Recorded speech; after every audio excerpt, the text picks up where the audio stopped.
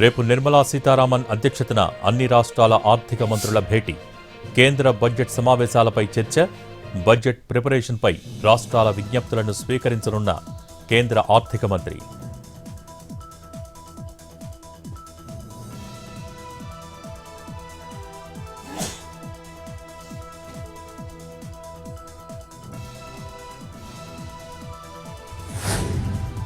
CBI, ED, IT సంస్థలతో పాటు censor board కూడా బీజేపీకి కొత్త ఆయుధంగా మారింది.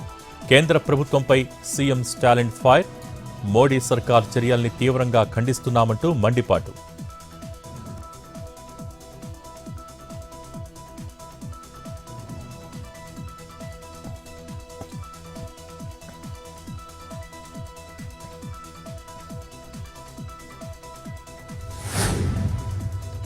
నీళ్ల విషయంలో రాజకీయాలు చూడొద్దు, జలజగడంపై సీఎం రేవంత్ రెడ్డి కీలక వ్యాఖ్యలు, పొరుగు రాష్ట్రాలతో చర్చలకు తాను సిద్ధమన్న ముఖ్యమంత్రి. నీటి విషయంలో పంచాయతీల కంటే పరిష్కారానికే ఇష్టపడతానని కామెంట్.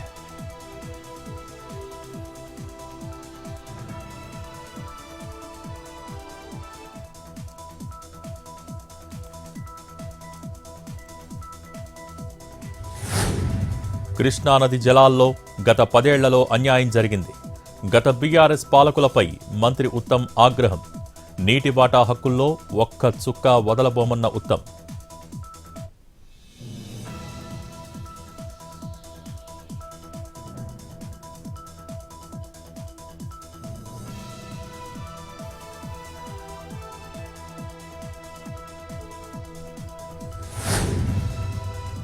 నాకు గొడవలొద్దు, రాష్ట్ర ప్రయోజనాలే ముఖ్యం.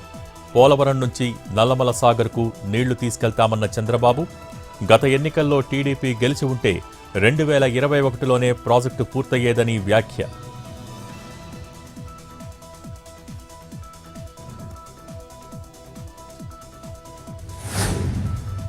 పిఠాపురానికి వచ్చి గొడవలు పెడతామంటే ఏరిపారేస్తాం. లా అండ్ ఆర్డర్ విషయంలో ఉపేక్షించబోమన్న డిప్యూటీ సీఎం పవన్. మాటలు మెత్తగా ఉండొచ్చు కానీ చేతలు కఠినంగా ఉంటాయని హెచ్చరిక. తనతో సహా ఎవరూ వ్యవస్థలకు అతీతులు కారని కామెంట్.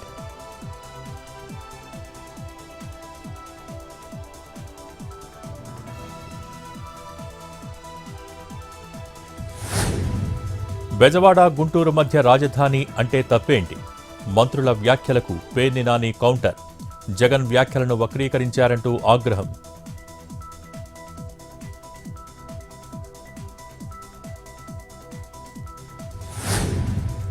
తిరుమల లడ్డు నెయ్యి కల్తీ కేసులో సంచలనం. నెయ్యి కల్తీలో లంచం తీసుకున్నట్టు అంగీకరించిన విజయభాస్కర్ రెడ్డి. నెయ్యి కల్తీ చేసిన కంపెనీలకు అనుకూలంగా వ్యవహరించినట్టు అంగీకారం. కల్తీ నెయ్యి కేసులో A34గా ఉన్న డైరీ నిపుణుడు విజయభాస్కర్ రెడ్డి.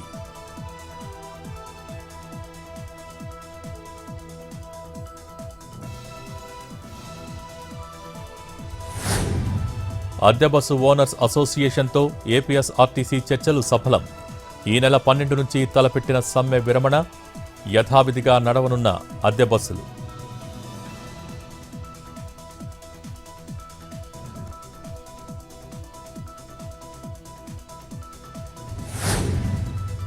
నంద్యాల జిల్లా డోన్లో బుగ్గనకు షాక్.